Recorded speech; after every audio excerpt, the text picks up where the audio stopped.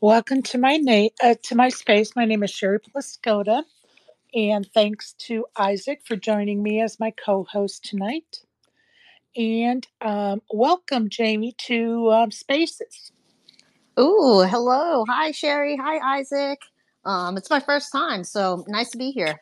Well, we are always excited to pop somebody's Spaces cherry. That's done right now. Pleasure to meet you. Hey, everyone. How's it going? It's Happy going well. Friday. Going well. We're going to give people a few minutes to get in here. Meanwhile, I'm going to give you a little bit of a tour around Spaces.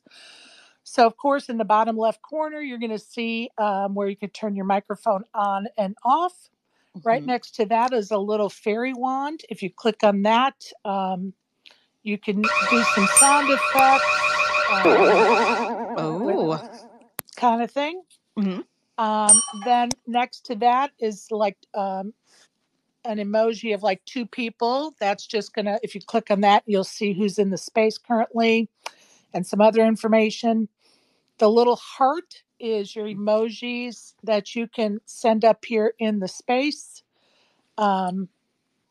just for the fun of it.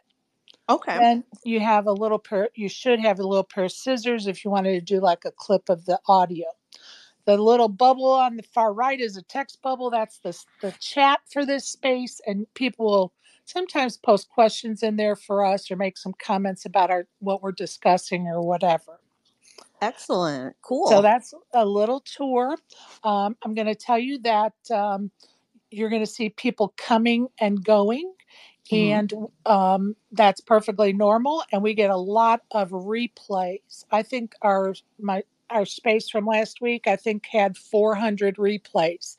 So our audience are not only the live folks that are awesome and join us live every week or whenever they can, but our replay listeners are just as awesome because they listen to us on replay. So that's a little bit about the old spaces here. So I'm glad you could join us tonight. And let me just give a little introduction of our guest, Jaymie. But you've got to pronounce your last name for me because I am horrible with names. No problem. People butcher it sometimes too. It's Virtusio. Virtusio. I've actually been doing pretty good with it today. So good. So our guest tonight is Jaymie Virtusio, and I'm so glad she was able to join us today. Her and I met at Best Bet a few years ago, and I'm happy to say we've had some fun on the felt together several times. She's been crushing it at the tables the last 2 years, so let's dive into that a little bit. During 2023 and 2024, Jaymie has 77 caches on her Hendon Mob, 43 in 2023 and 34 in 2024, including 20 top 5 finishes. Breaking that down to 4 fifth place finishes, 4 fourth place finishes, 5 third place finishes, 2 second place finishes, and 5, yes, 5 first place finishes. Like, wow. Jaymie has won a $1,500 no limit high roller for $42K, a $400 no limit deep stack no limit tournament for $28K, a $300 no limit deep stack for $2K, a $400 no limit for $3,200, a $300 run good ring event, ding ding ding ring event for $10K. Jaymie also has a WSOP ring, and her Hendon Mob total life earnings are just over $362,000, with a best life cash being that high roller event I mentioned before. So welcome to the spaces, Jaymie. Thank you, Sherry. Quite an introduction. Thank you a lot. I'm happy to be here. Well, I'm a big supporter of yours, and you have a lot going on in the poker world, and you have a medical background. And I'm curious, are you still working your day-to-day job, or are you a full-time pro now? I've been a full-time pro since shortly after COVID. I was working under healthcare administration in Pensacola Pediatrics. Just we were expanding to 5 different locations, so practically pediatric company that practically covers this whole city. And after when COVID hit, I had the unfortunate circumstances of just being laid off, but I decided to get my master's degree online. And during the process, I realized too that I was playing a lot of online poker and making a lot of money on the side just doing that. So by the time I was like finishing up my degree, I had already started traveling a little bit more and playing and making some pretty good money off the start. So then that's when I fully transitioned. So I haven't gone back to healthcare. I did finish my master's in healthcare administration, but I haven't like dipped into that workforce for a regular 9 to 5 job or anything remote. So I have been fully playing live tournaments for a living for about 2 years now. And so far, it started off pretty strong. And so far, I mean, there's highs and lows for tournament play and the way that you make your living, like having to travel, especially like long series such as Vegas over the summer. But it's been an adjustment, and I've enjoyed it so far. Meeting a lot of people and seeing different sites, and yeah, getting to do some of these, like catching up with all of you. Well, and we're happy you joined us tonight. And it's sometimes awkward for me as a host because, like, I know you in real life. And so when I'm asking the questions, I'm like, oh, yeah, I know, like it's hard to separate sometimes because our listeners may not know. So I have to always assume they don't know. Right. And so um, Right. it's an interesting dynamic for me anyway. So tell us how you got started in poker. My stepfather was just watching a little bit of it on I think the World Series of Poker, and I was just asking him a little bit more of strategy and somewhat of like some family like home games and all of that. Like I was slowly dipping into it. And the funny story is I think I tried to just play this ladies event at the World Series of Poker circuit at the IP just down the road. Like I haven't even played much cash, but and I knew that it was a ladies event. It was during a hurricane. Um, I actually ended up going there on a Sunday. I registered for the wrong event. I registered for the closer $365 event. I was practically nearly close to being eliminated around dinner break time. And then I ended up playing and finishing off that event and winning the ring. So it was just like I did it. It was very lucky, like many people. I didn't even know how coveted a World Series of Poker like ring is. And for that to be like my first to hit gold and get very lucky on my first World Series of Poker event, it was just something like, okay, I turned $360 into 8K, and I have a little bit of jewelry to come with it. Like, is this a normal thing? Did I get lucky? And then I realized how big the fields were, and I mean, I just started to learn more and more of like the theory of the game, the strategy, and I mean, I was doing a lot of things that if I could look at some of the mistakes and all the things that I was just being way too aggressive on then, like how I play now, like it was totally beginner's luck, but it's what got me hooked on the game, and I haven't turned and given up on it yet. Well, no biggie. What a sick brag. Oh, yeah, I just played my first WSOP tournament and won the ring, won the bracelet. No biggie. No, that's hilarious. I love that story. So tell us. 2017. Like you'll see in my stats too. Like I Yep. had one year where I made 12K, and every other, all the other times I didn't even take poker seriously. But it's nice to have that score and to just think that, especially playing heads up and when you're shorthanded against people in my table that have like, $1 million earnings and already have multiple rings. I was definitely the underdog. So it was nice to come out on top. That is so amazing. I love that so much. You mentioned that you recognized mistakes from in the past. Can you enlighten us a little bit? Maybe some folks can learn from your mistakes. Can you tell us what some of those mistakes were?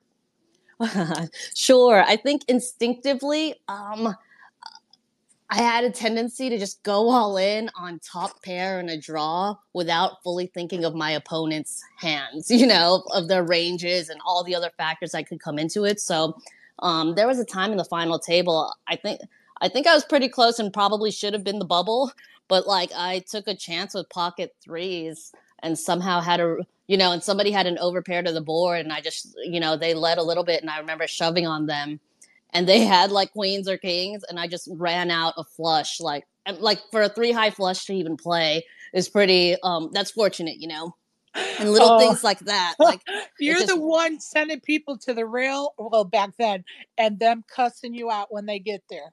oh yeah, yep. And I had no shame in doing it. I just wanted to get more chips and stay alive for the next ladder, and I just rode the rush. And there was like, even whenever I got that ring, I remember having Jackson slow playing it heads up, and there was a queen on the board.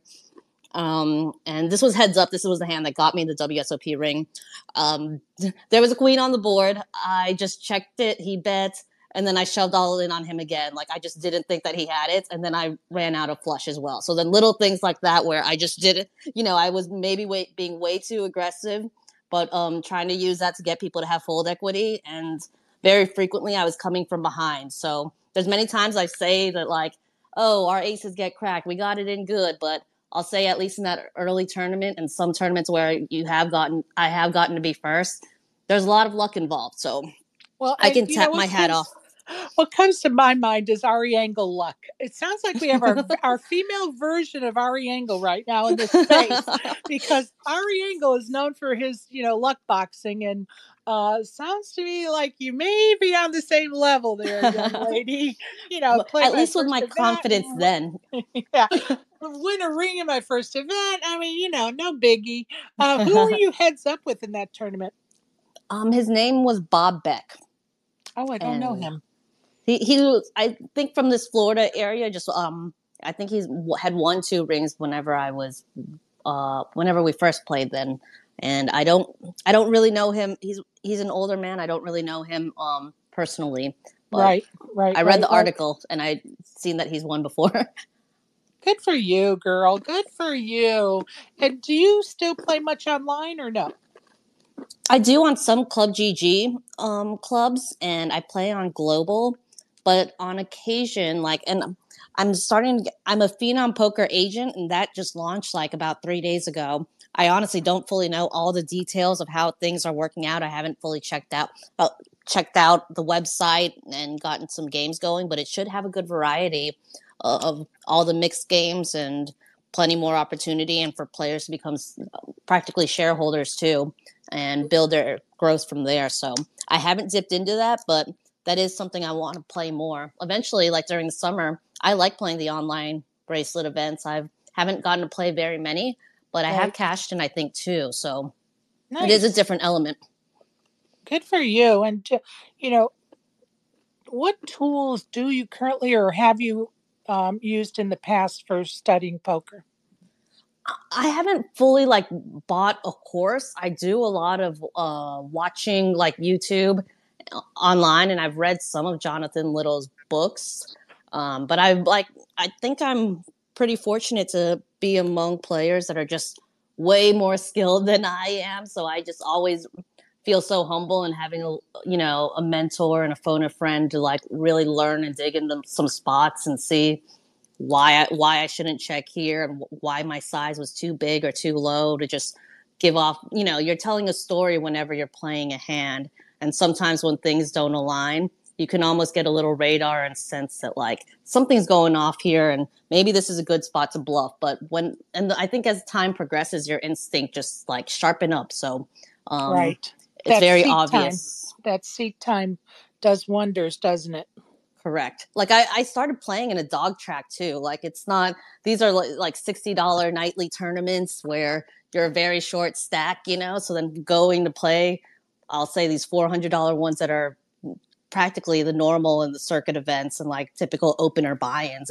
It's a big adjustment. So learning bankroll management too, and having a foundation and playing 1-3 cash and being very comfortable at that stake, I think it's helped me a lot too to understand a little bit of bet sizes and just finding profitable margins.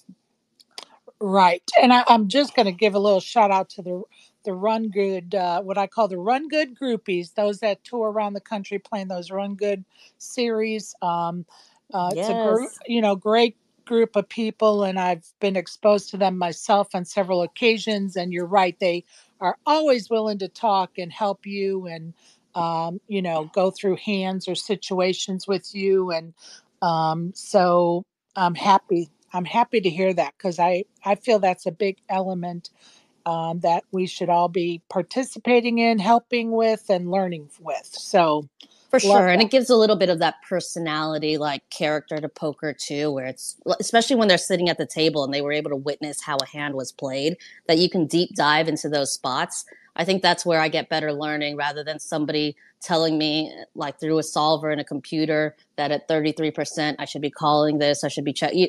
I don't like to feel like a robot. I like to feel like my actions have direct, pretty much direct relation to why I'm betting the amount that I'm betting in the story I'm trying to portray. Whether it's a bluff or not, it's just how can I maximize value to scoop the pot?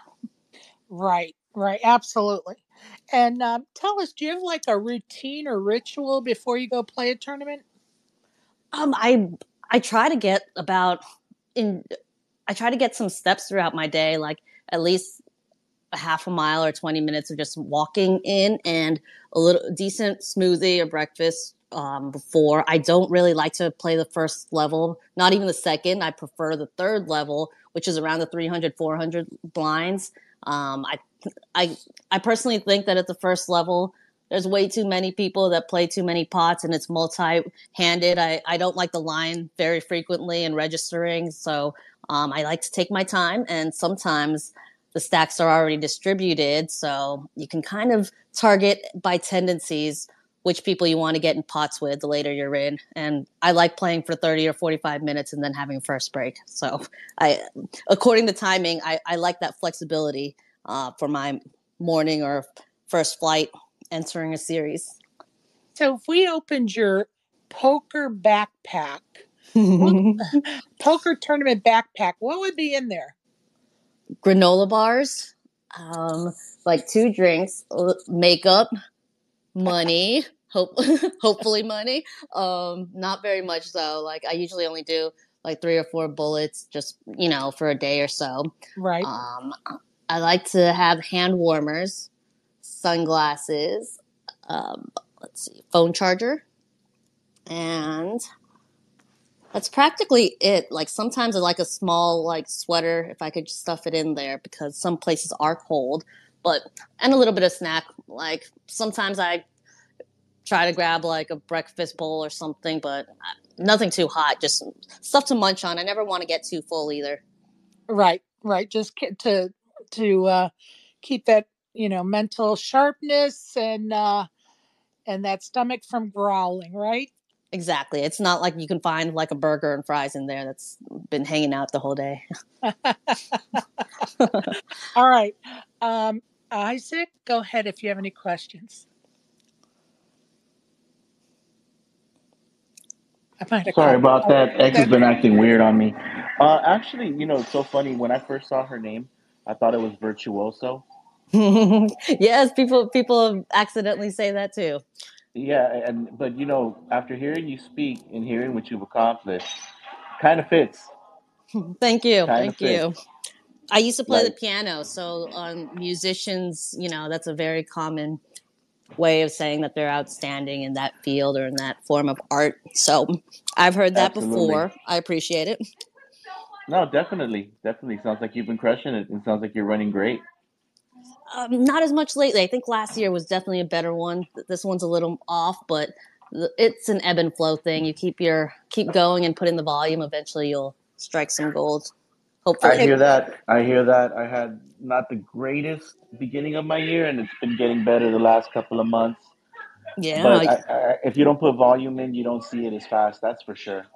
Oh, for That's for sure. sure. For And sure. honestly, if people did dive deeper into my stats, like this past year, I've had a lot of 10th place through 15th place, which is almost very frustrating because you never really see money. You don't see as much as the pay jumps.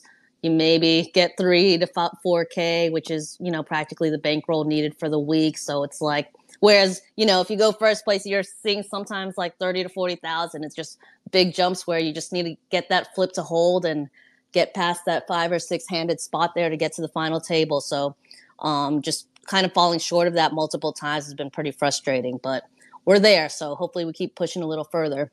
It's great to at least be chipping away at it though, right? And getting Exactly. something out of it. So that's good to get, your ROI boost wherever you can find it. And to just be playing at that later levels of blinds too, the 5K, 10K, 20K, 30K, big blinds. Like, a lot of Yep. people have disappeared, to just be having that many chips in front of you. Absolutely. Yeah, absolutely. Are you going to be playing December, the WPT? Yes, yes, I like that. I really like that a lot at the Win, especially that week where the 1100 Prime is and the ladies event too in the same week. Like, such good value. Absolutely. I love the Win. That's my favorite place to play. I think before that, I'm going to do Seminole Hollywood. I like playing that too. It's around Thanksgiving time. And Sherry, I don't know if you're going to this too. I think Best Bet in November. Oh, I'm not. I was going to ask you if you're going to go to NAP. Is it NAPT? Is the 1st of November. Are you going to that?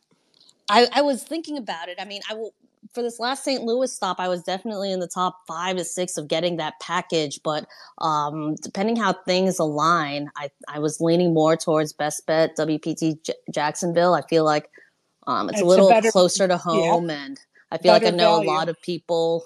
Yes, better yes. value. And yeah, I'll be in Washington State with my kids when that's on. Okay. So I'm going to be out at the NAPT for a couple of days, and then I'll be at the WPT in December for about a week. So we'll see how that goes. But yeah, um, this summer you cashed 4 WSOP events. Mm-hmm. What was the highlight of your summer? Would you say? I think it wasn't the WSOP events. I mean, it was nice to find bags, and I was very fortunate for the 1500, like the Monster and the Millie Maker, to bag in flight A, like in a very comfortable stack too. For the Monster stack, I bagged around 468,000, which was like 156 big blinds. Like that's not Nice. normal. And to really see, like I think the year before, I was in the top 100 of that. And many times when you play, like you see the numbers go down, but to go down from 8,000 and to when we were down to less than 100, and to be in a deep day 3, almost going to day 4, where the blinds are really big and you see $1 million on for first place, it's just, it almost feels more surreal that it's just like we've gotten this deep, but we haven't gotten to get far enough in that one. But it's just nice to keep advancing in the field. I think the highlight of my summer, this past summer, would be the Aria tournament that I started early. It was a $600 one-day event. I and to just go from, our starting stack was 20K, but it was about 500 or 600 people as well. Uh, when we got down to 3 tables, I had a pretty overwhelming chip lead, and then as the night goes on, it's I think we finished around 5:45 in the morning. That's a very long day, but it That's was a like, hell of a day. yeah, it was 63,000 up top for first place. Like that's how big the field was. And for I think ninth place would have been around 14,000. So then the 6 of us ended up working out an ICM chop. Just at that point when the blinds are so deep, like you're practically flipping a coin sometimes, and it's Absolutely. 6 in the morning. Are we all happy with getting 20 to 27K a piece, since we were all close to being even? So we all worked out an arrangement, but it was just nice to hit something from the start rather than starting your whole series behind. Absolutely. I love that. And congratulations on that run. Does the ARIA help facilitate it all for the chop? No, we had to work it out, but Okay. they were pretty patient, and sometimes whenever we were talking about ICM numbers, they were willing to work with us on that. Right, right, right, right. Um, it just reminded me of something, but let me go back to your summer. Do you played at the RE and you played at the WSOP? Did you play anywhere else in town over the summer? I did a few of the Orleans ones, just something late. Right. I did some at the Venetian, and I did a little bit at the Win. I mean, sometimes the whole WSOP vibes and the lines and like how big those fields are. Sometimes you want just a little bit more of a simpler path and not so much like not that big of a field, and just, yeah, just different set of scenery and pace and environment. So it was nice to venture out and have a day at the Venetian, or a South Point day. I think in Ladies Week I was able to for my first time be able to do the Orleans tournament. It was Nice. it was fun. It was fun, and I was able to do the Arya tournament as well. So yeah, I did a good amount of the ladies events for Ladies Week. I normally wasn't able to fit that much in my schedule, but I played at the Grand too, and I did the tag team at the Nugget. That was fun. Who'd you play with? This guy from home, Peter. I forgot his last name too. It starts with That's an F. okay. That's all right. No worries. How'd you guys do? We were close to the money. He said he lost set over set, so I believed him. Ouch.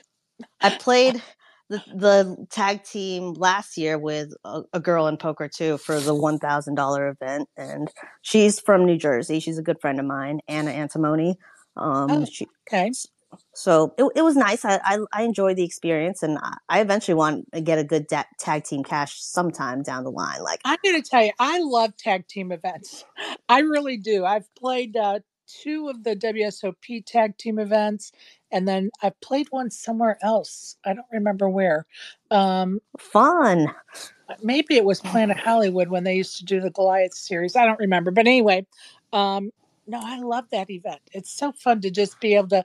And when I played the first tag team event with the WSOP, you could have 4 people, or no, it was the second. You could have 4 people on your team. And it was just kind of fun. The whole dynamic of trying to figure out who's going first and who's going to go second. And, it's just, and just have people talk about in real time with the game in real time. And I don't know, I enjoyed it for sure. I like taking a break too, and just letting, being able to talk strategy of, this opponent probably, shoves a little light, and just kind of give those pointers. Because many times poker is this very solo game where you just play and think things in your own thoughts, almost 99% of the time. So being able to communicate just all of that to just that you guys are practically sharing the same stack. I like the whole concept. In fact, Sherry, I would love to see a ladies tag team event and a ladies mystery bounty in the future. Okay, so I think it was last year, or it may have been the year before, when they did the ladies week at South Point in the spring. They did do a tag team event, and I think that they chose a format that confused the players while the tournament was going on. And the format that was confusing for folks is you could be in a hand and they blow the whistle and you have to change with your partner, and you can't tell them anything that's been going on. Or you didn't have time to tell them what was going on, or no advice. You just had to hurry up and switch out. Well, people didn't take too kindly to that. I'm sitting in this hand. I have a read on my players, right? And now I got to get out of the hand and turn it over to someone else to play. Like, people were not happy with that concept. Yeah. That's a strange rule. Yeah, it was. And, I think they did it because they thought it would be fun, because people would be, getting up and hurrying around. And I think it kind of backfired. I don't think people liked it. And I think it put a sour taste in the mouths of folks.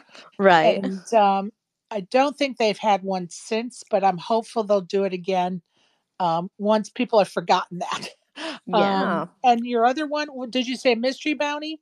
Yeah, they have not. There's been no talk of a mystery bounty, but that doesn't mean there won't be one as things, take place. But as of this moment, I've heard no talk of any future mystery bounties for Ladies Week. So I'm going to make a couple announcements, some housekeeping things here in my space. I want to thank my sponsor, Elevator Results. If you need a tailor-made workout plan to help you lose weight or gain weight, Elevator Results can design that plan. Follow them here on Twitter and check out their site at elevatorresultspt.com. Also, a reminder, you can find the recordings of my past spaces, including our daily WSOP coverage and all of my interviews on my YouTube channel at Sherry Pluskota 9212.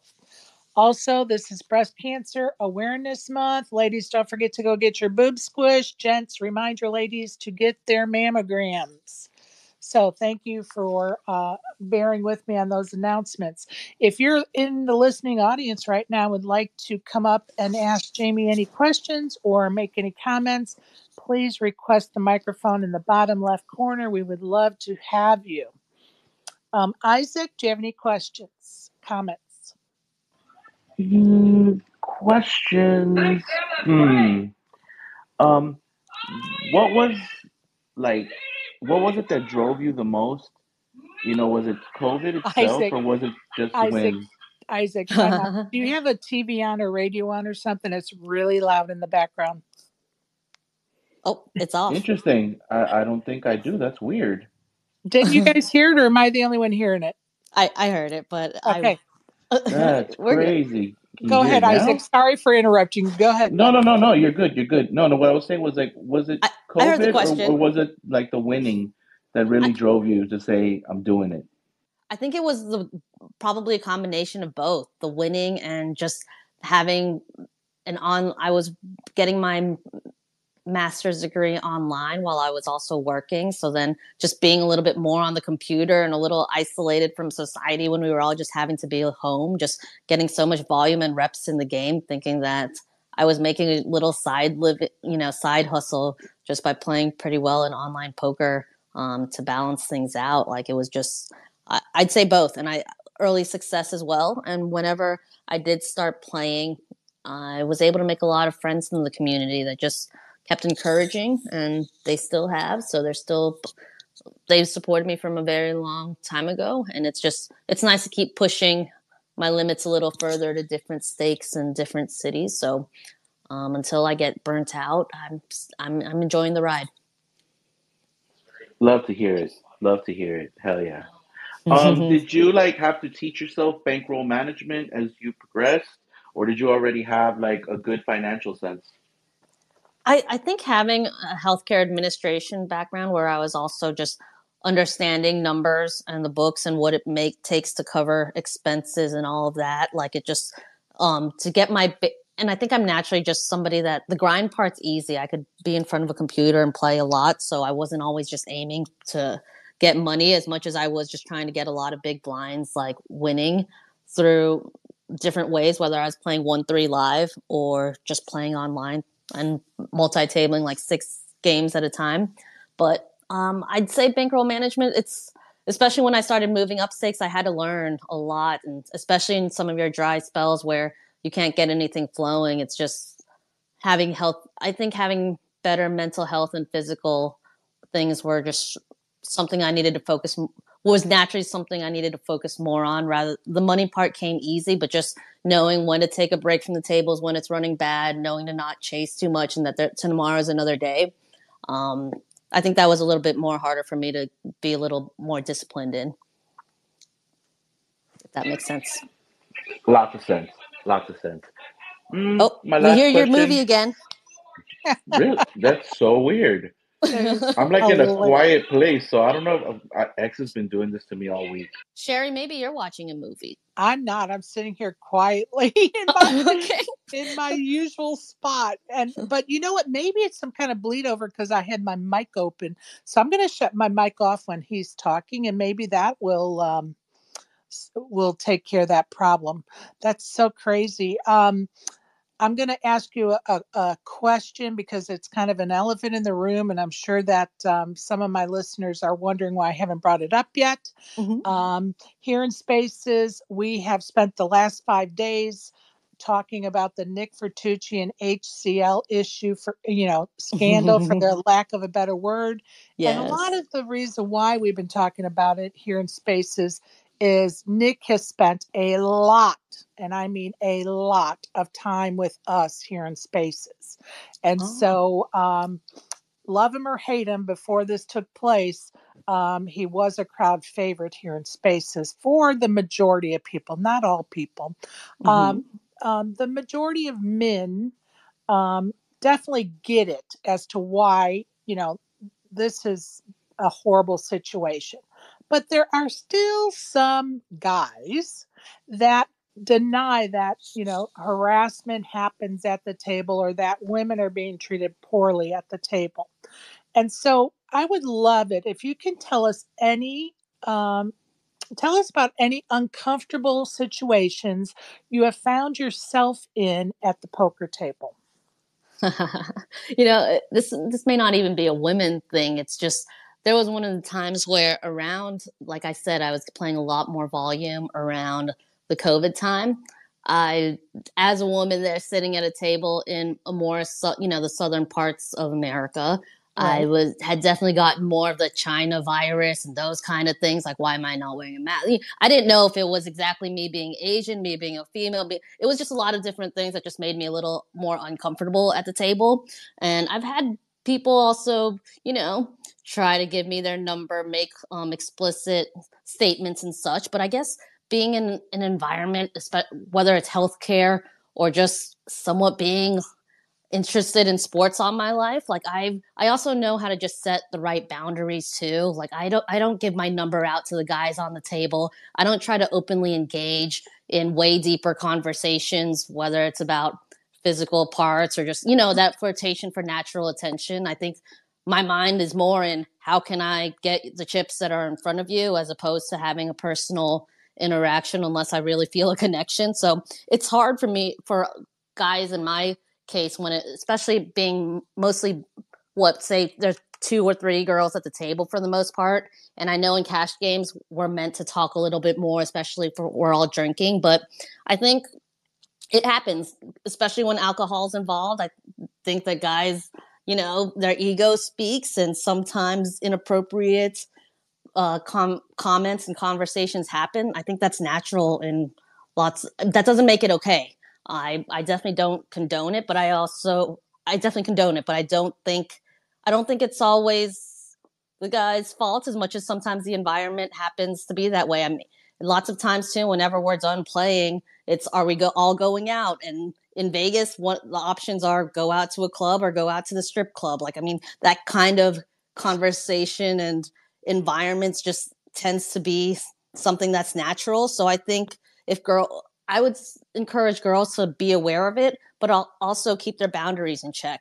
And I really supported what Nadia said on Twitter about Oh, how there's two interesting. different sides to the story, and it's not Interesting.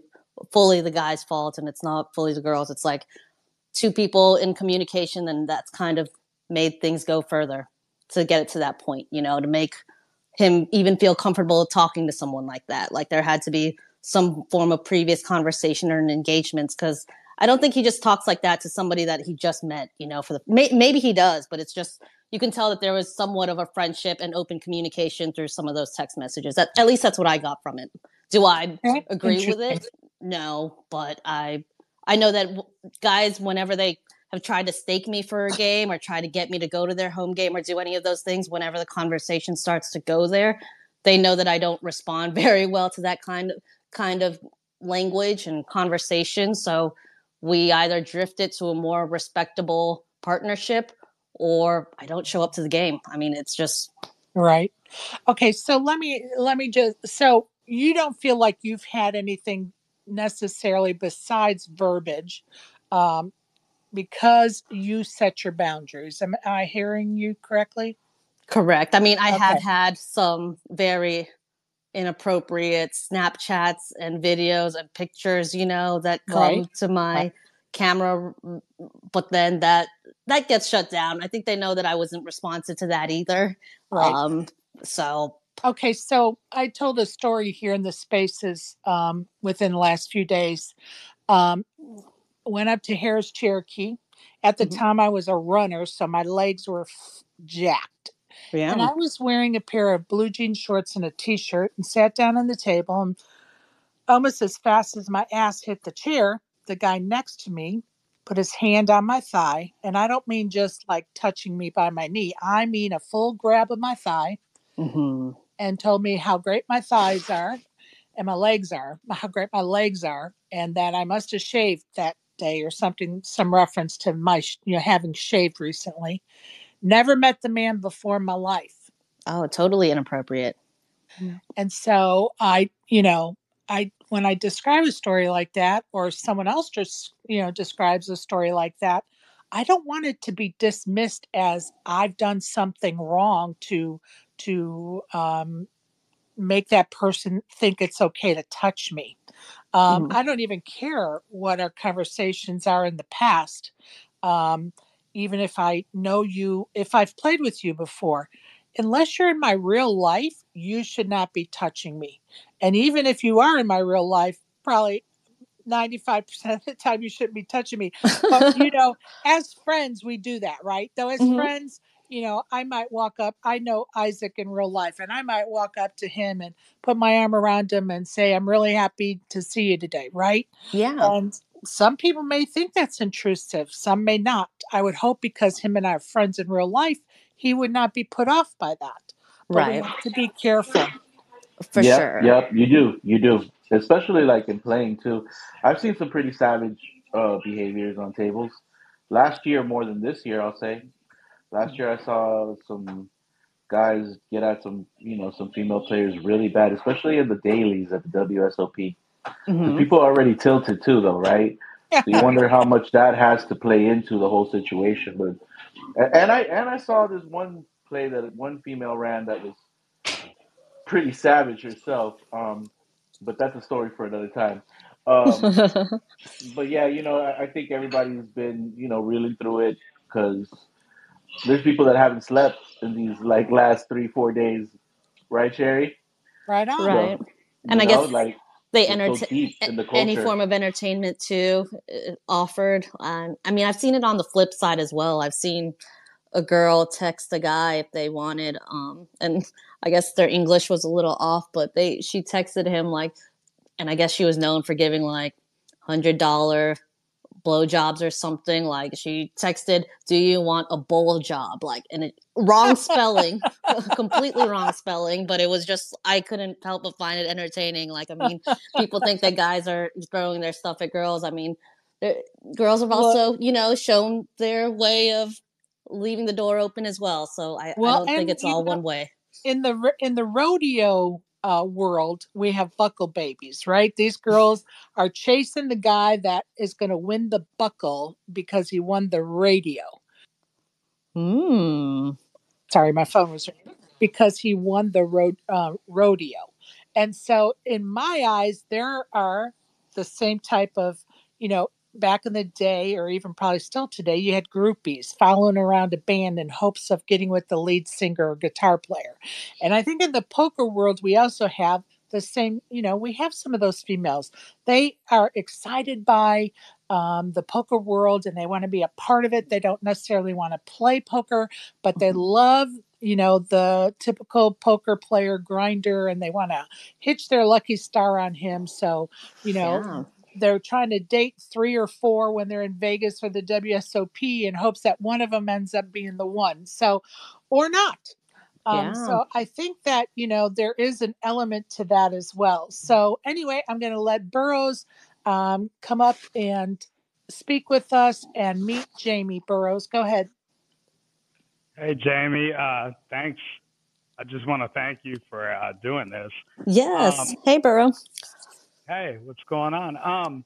So I believe, and correct me if I'm wrong, when Sherry was introducing you at first, said last year you had 2 seconds and 5 wins. Was that What's correct? funny is that I only lost heads up for my first time, like a week ago.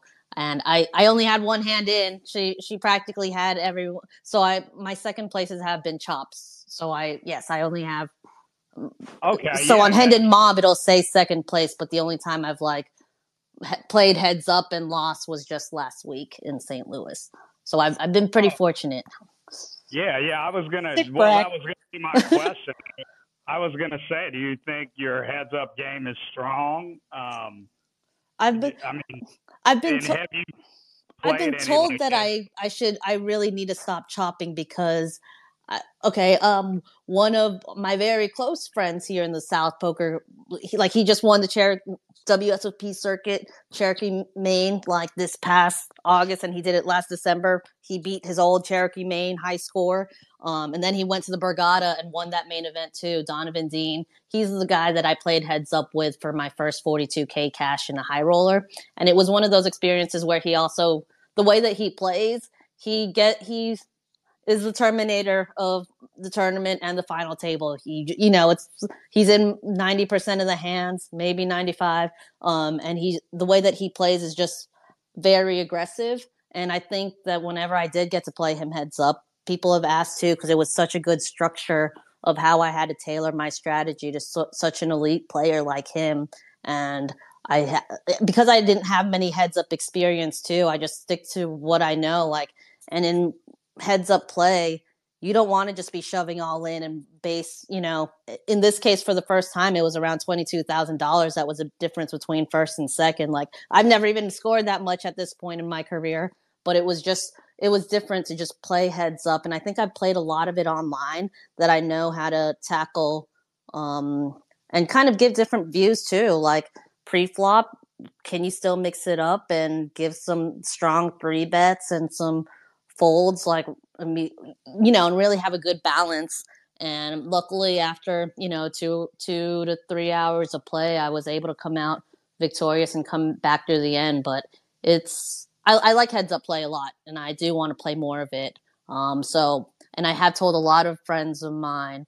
There was one time, I think one of these Southern poker tournaments, it was one of the ones that was in the middle of the week that I just late regged in, and I chopped it 13 ways, and I got a lot of heat for that. I don't I don't think that people chop that many ways like normally, especially whenever first place is the way that structures and schedule payouts usually are. First place is very top heavy. So rather than just we all get around 3K, people say that for practice and such, if I want to keep advancing, I really need to take the chop factor out and just be willing to play heads up. And Donovan, a good friend of mine that I happen to have my heads up high score against, he's definitely given me advice that I need to go for it and go for the trophy and not just divide the money. Winners are made whenever they can play heads up and come out, and there can only be one winner. So I'm trying to get more into that mindset rather than be like, hey, we're in for 5 ways. It's 5 a.m. Do you guys want to chop? So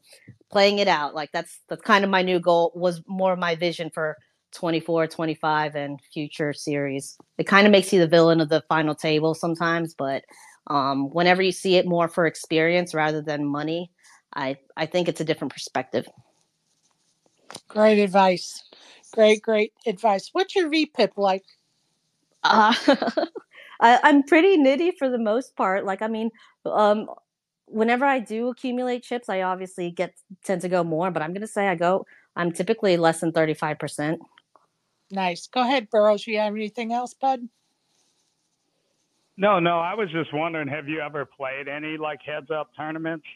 I mean, because it sounds to me like you're definitely skilled and are a strong heads up player. Have you ever played any or considered playing?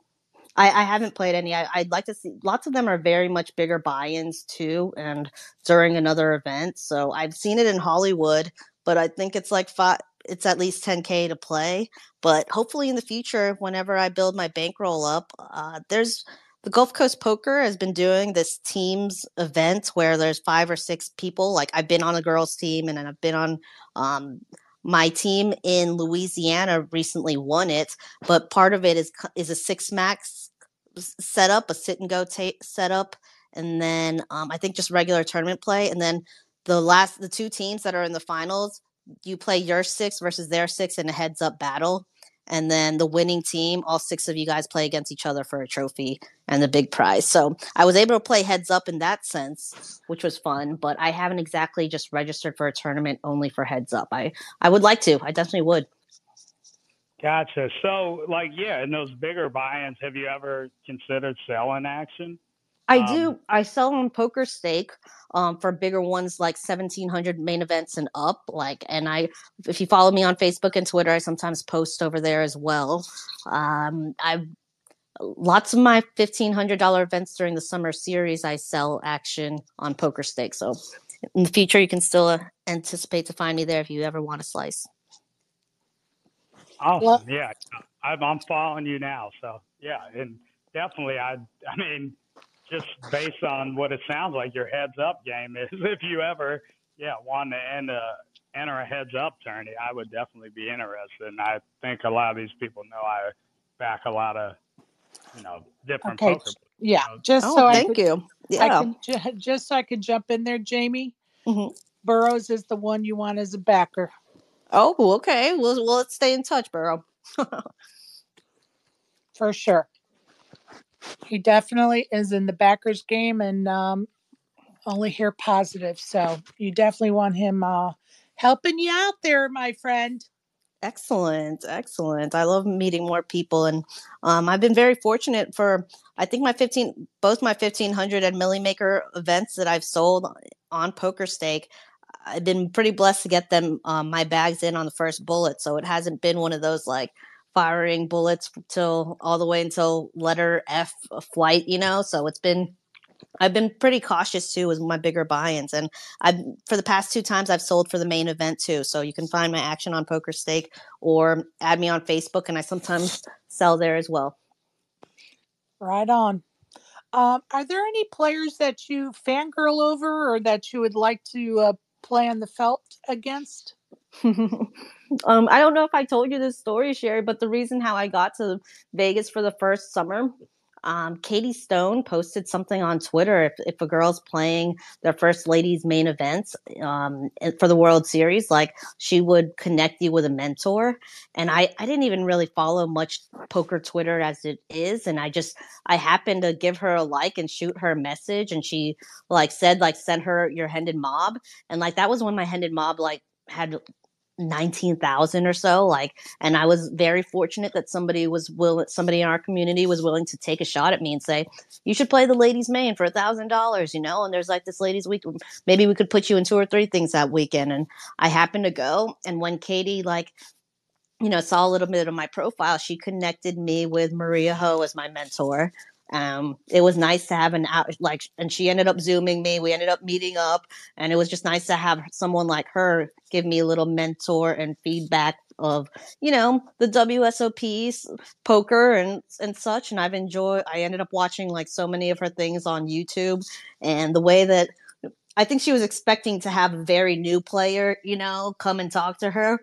And then I took over our hour-long session, and I said I had watched hours of your film. I just YouTubed you, and I just wanted to ask you about 7 hands, if that's okay. And I just wanted to dig her brain deep into why she thought Gus Hansen was bluffing, and she was really willing to go through those spots with me. And she met up with me during the week, and it was nice to just feel welcomed into the community. Whereas I know what it's like to be intimidated to go there and be scared of such a field. And the more I get to play, I've been able to network a little better to make the place feel a little warmer and not as intimidating. It's nice to see familiar faces and to just have better connections. So it's very easily to be overwhelmed by the people sitting next to you, how much they've made, what TV shows they're on, and all of that. So I think being a little younger and new to the game, I still consider myself fairly new. I still see myself within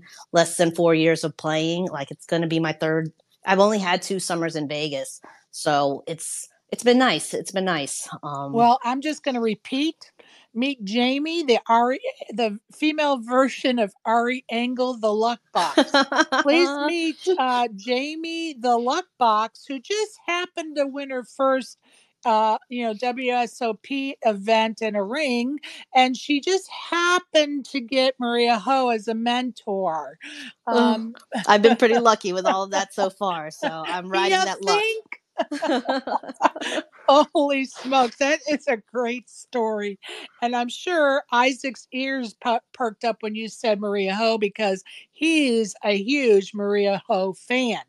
Oh, So, yeah. We've yeah. stayed connected. I don't, and I guess on Twitter, he stays in touch with me. I sometimes drop him off some those peanut butter and jelly Uncrustables, and he's given me some little mentor ropes, a little bit of like traveling and how, which spots have better comps and stuff. I don't even play slot machines, but Alan Kessler is one of my good friends too in his own way. Like he loves to give his advice, and I definitely asked him a lot of questions. He comes a lot to the WSOP circuit stops, and he does Hollywood and Tampa for the Seminole things, and I'm actually going to be one of his agents for Phenom Poker that's coming, that I guess is launched off. So he's a mentor, and he's been here for a very long time, and he's connected me to a few people, and it's been I've met a lot of people that I highly respect, and to just be able to have these people as phone of friends and give me advice, especially since they've been doing this for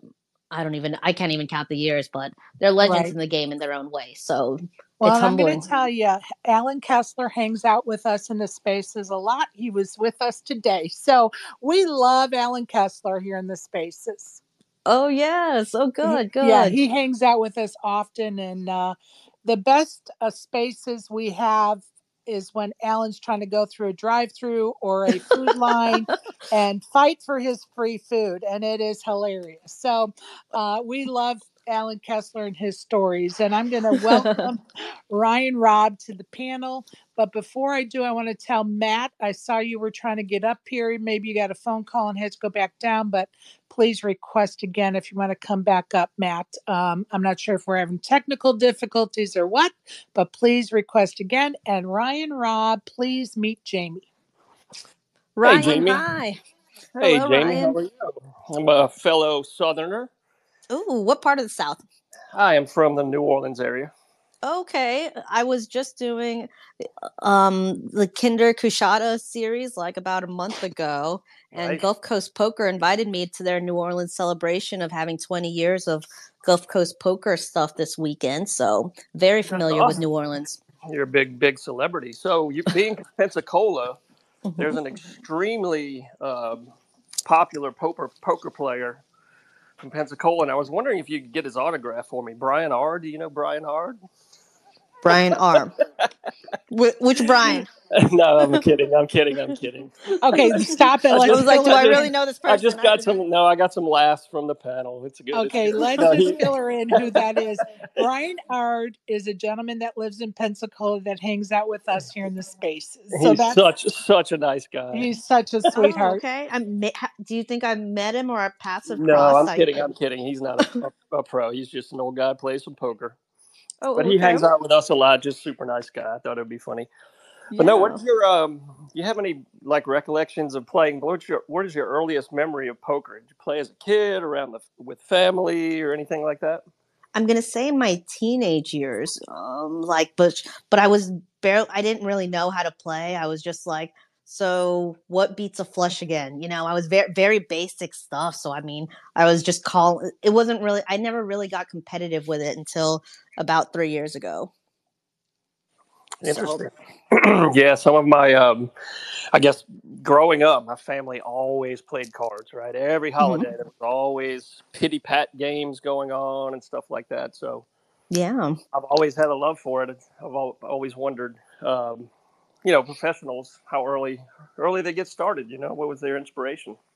for sure. I think just watching it on TV and watching my stepfather be a little interested in the game and being able to ask, like, how did they know to fold here when they don't see each other's cards? Like, it was just this mental and strategy ways of going about things and just deducting reasoning through bet sizing.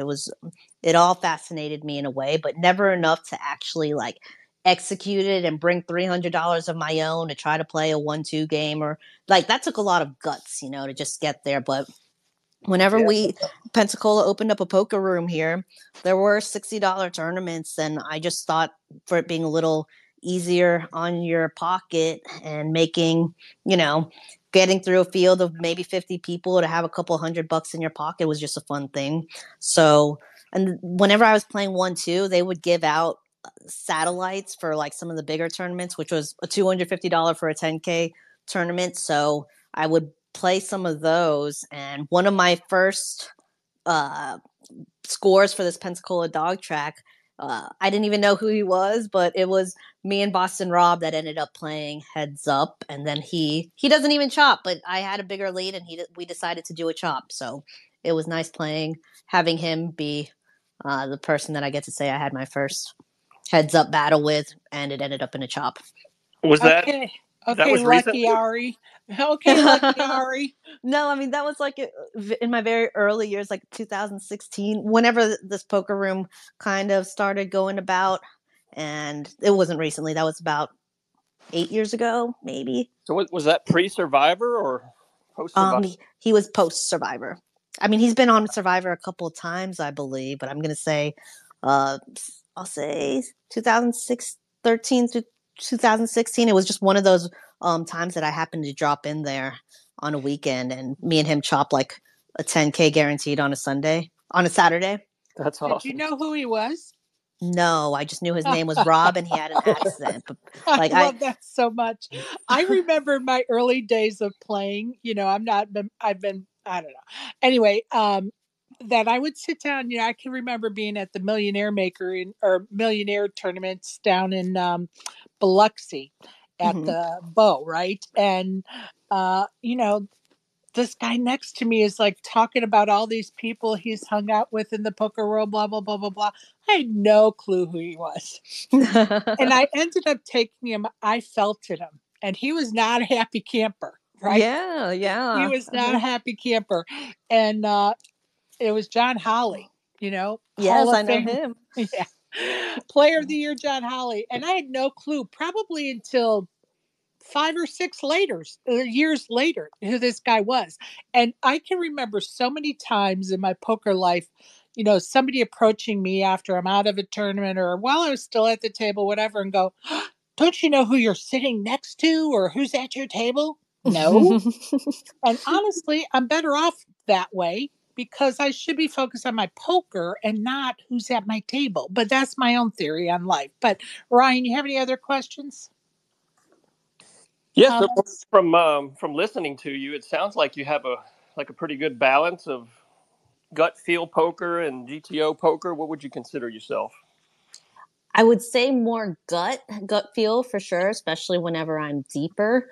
But I do tend, especially pre-flop and especially when I'm short. I think one of my secret strategies that I have a very good, I can get down to probably 6 to 5 big blinds, like the way that people start to freak out between like 10 to 12 big blinds, thinking they got to get it in. Like recently, I think this is one of the last things I posted on Twitter was that arrived to St. Louis. We were down to 15, hand for hand, and this was I believe at 2004K blinds, and I got back to starting stack at 20,000. And I was just like, man, this is so frustrating. Like I've been here for 5 hours and I somehow am about to be the bubble because I just blinded out back to starting stack. But I found some good spots, and my patience can last pretty long but especially whenever the two big blind is going out and you're about 13 to 15 handed, so it's a short game as it is. Just staying patient during those spots. Like and I think I was telling one of my friends, I was just like, people don't even know how low I can get to just like outlast someone. I can validate this like last November. I played the Wednesday right before Thanksgiving. I played a 400 satellite to the 3,500 main, and like you had to play on Friday. I also had Thanksgiving dinner with Alan Kessler. He happened to still be there because I didn't know if I would like stay or go home, but I ended up winning the satellite.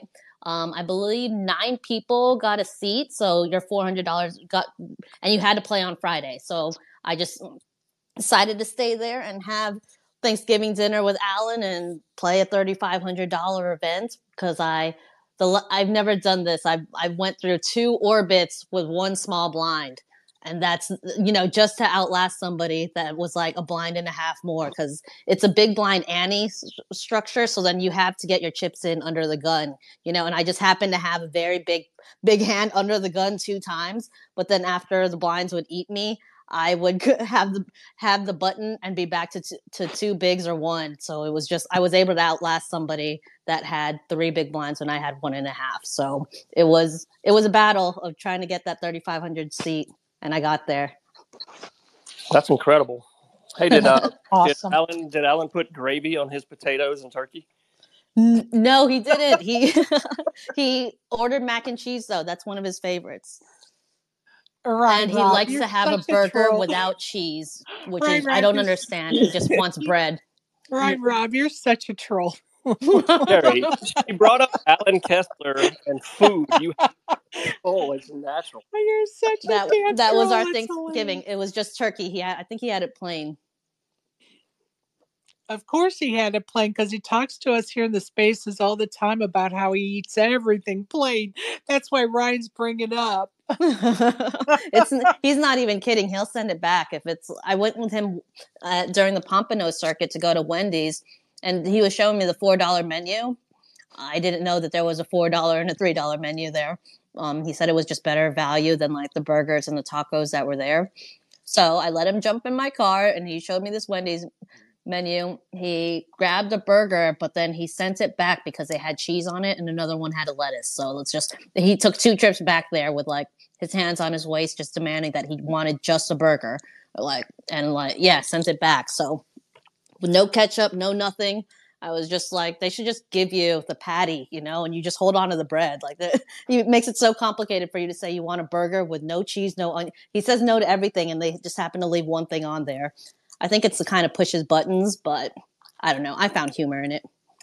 We do too, Jaymie. We do too, especially when we're listening live in Spaces to him going through that.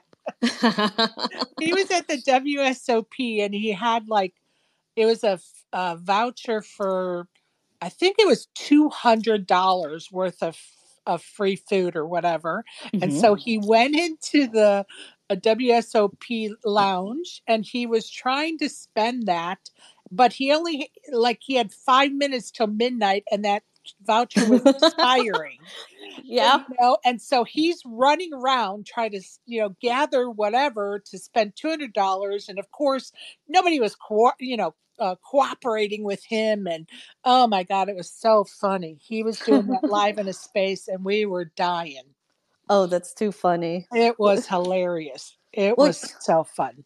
One of the things that I try to do as a good deed whenever I know me and him are going to be in the same city is like, so, he's a slot machine guy, so he always has food, dinner comps and stuff. And we try to meet up for one of those places there. It's usually a pretty good fancy meal and we never have to wait in line. And he just asked me for one favor, if I could pick up these Uncrustables for him, because I think at Tampa he said they were selling them for $4 per one, but if I get a box of 10, he did all the math in his head, but I was just like, you know what, I'll just get you this box, I believe you, for these 10 packs of grape Uncrustables for him to snack on. And it just lights up his face that he just loves a treat that's so simple like that, even though and I think he just loves somebody's remembered him, or done something nice for him. I love very it. True. I love it when he says, "Can you believe somebody brought me some Chick-fil-A mac and cheese or whatever?" And he's so excited, right? And just a lovely gesture. So true. I mean, especially in a place where being a chip savage and kind of having a little bit of that ego, and I think it's nice that whether someone's having a bad day or you can just help somebody out. And I don't advocate for giving people money, but I think just a treat or a drink or something kind of just make people know that they're not, a little connection here once in a while. A bright connection just goes a long way for somebody having a bad day or a bad series or just, a rough time. It's just nice to be a little breath of fresh air. And I hope people, get the urge to do that for other people too, even though it's all about especially in the cash game, you just want to take as many red chips and green chips from people as you want, but it's nice to just remember to be kind here and there. Totally. I'm going to go back to Asimov or Isaac. Do you have any questions or comments for Jaymie? No, I don't. It's just been a wonderful conversation. Jaymie, it's been great to meet you. Yeah, thank you guys for having me. Thank you very much, Sherry. I'm going to actually take you got to jump off. Yeah. Yeah, I got my space in less than 20, so I'm gonna go prep for that. But again, it's been a great conversation. I'm glad that we're following each other, Jaymie. I hope to run into you in Vegas in December. Mm-hmm. And Yes. yeah, have a great one. Perfect. Thank you. Nice to meet you, Isaac. Isaac, thanks for helping me out this evening. And, I'll probably be over in your space, but I'm going to tell you, I'm battling a little bit of what we think is vertigo, and it's been a rough day. So can't promise you, bud, but I'll try to support your space here shortly. All good. I want you to feel better more than anything. Okay, I hope you do. Appreciate you. Thank you. Burroughs, do you have any other questions or comments for Jaymie? No, I was just going to say I totally agree with what she said. And I think I mentioned it earlier today. The fact that Kessler just won like 800K on a slot machine, but was excited he got a large fry upgrade at Chick-fil-A. I love those. And We'll I mean, say remember, this he was so 1.2 excited. million. I think you were off by 400,000. No, but didn't he settle for 800K? Oh, that's right. That's right. Awesome. Yeah. But either way, I mean, and then like he was so excited when Negreanu, brought him a peanut butter and jelly, which is something that most people don't have two digits in their name when they're excited to get a peanut butter and jelly, and it's just Yes, so wholesome. for Like I sure. really appreciate him for that. Yes, I agree. And it's nice that like whether people fluctuate in, their bankrolls or their slot machine hits, whatever, like that just simple acts of kindness can go a long way to just bring smiles. It's cool to see that like, the fundamentals of just kind stuff, even though we hear all this kinds of like douchebag negative talk sometimes in spaces and in the poker world. It's just I like hearing what you said too. Yeah. Absolutely. Again, thank you for coming on. This was awesome. Thanks, Burrow. I enjoyed it. Stay in touch. Burroughs, I think I get a finder's fee for you. Same thing, Jaymie. Just saying. Anyway, Ryan, Rob, any questions or comments for Jaymie? No, nothing else. Just thanks for being here. We appreciate you taking your time out of your day. And if I'm ever playing with you down here anywhere in the South, don't take my chips. Well, I might actually be there for Poker Gras, I believe in November, either like that weekend right after Halloween. They Gulf Coast Poker is doing a series out there. So yeah, if you are around, don't be a Yeah, well, stranger. definitely say hi. You come into the Beau Rivage. Is it the heater? No, this one's Poker Gras in New Orleans, so it's at the Caesars Oh yeah. properties, right by the You, sports book. have you been there yet? That's a Yes, new yes, I was hotel. just. It's incredible. I've been there twice. Yeah, it's right by the sports book too. It's a bright spot and pretty good action. Yeah, I mean The the heat. hotel, Oh, rebuilt go ahead. hotel, gorgeous. For sure, for sure. I might even catch a Saints game if they have something going on, but usually during Halloween weekend, there's plenty of things to do in New Orleans, anyways, just gallivanting. So it's always a fun time. Karen, I haven't forgotten you. Go ahead, love. Karen, please meet Jaymie if you have not met her before. I have not met. Nice to meet you, Jaymie. Hi, Karen. Thanks for coming on. Hey, so I'm wondering, just kind of curious, how much time a week you spend on poker, and do you have any other hobbies or activities, or are you just really, really hammering on the poker right now? Right now, I am really, really hammering on poker. It's just definitely I see it more than just something to make money. I just want to be great and more consistent at earning it and having a certain bankroll and the independence and freedom. And I just feel like I'm still at the early stages of grinding, the smaller stakes of 1-3 and trying to move up to 2-5, 5-10 and bigger stakes eventually. So I'm pretty I do like going to the gym and just doing general things with friends, like going out and doing that. But I'm gonna say, for the most part, even whenever I'm tired and throughout the day, like I fall asleep watching YouTube, like poker live streams. I like to still like my mind's still on the game, and whenever I do a series, I'm easily putting in more than 50 hours from like both tournament and cash play. But I'll say after my week off, I try to not do more than 3 weeks of travel and series at a time. But I typically only 2. But on my weeks off, I definitely like go maybe 10 to 15 hours in smaller cash sessions just to make my expenses meet. But I think online too, I could play more games, so I enjoy doing that. So sometimes I'll say about 5 hours playing, whether it's online through a club with some friends or just grinding multi-tournaments and trying to get that volume in through those ways. So to answer your question simply, like during a series, easily between 30 to 50 hours, like especially when I'm in Cherokee. And that's not even including the travel that it sometimes takes to get there.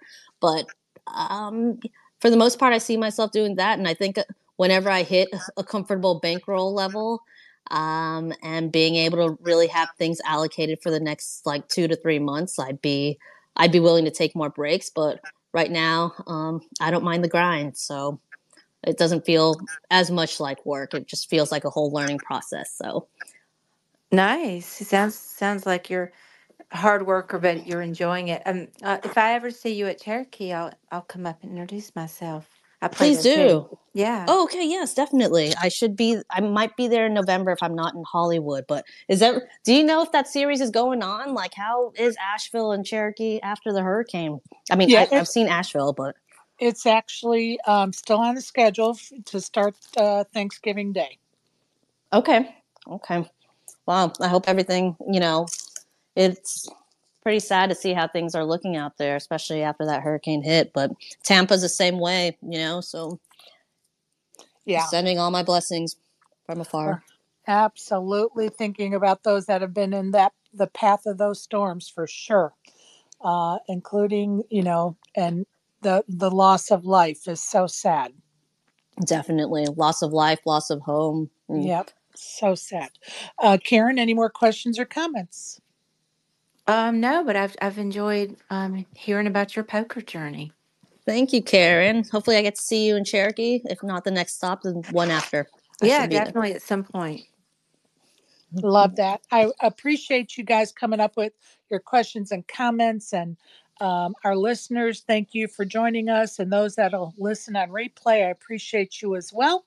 Jaymie, as always, a delight to be in your presence. And I've never realized until tonight that you were the female version of the luck box, otherwise known as Ari Engel.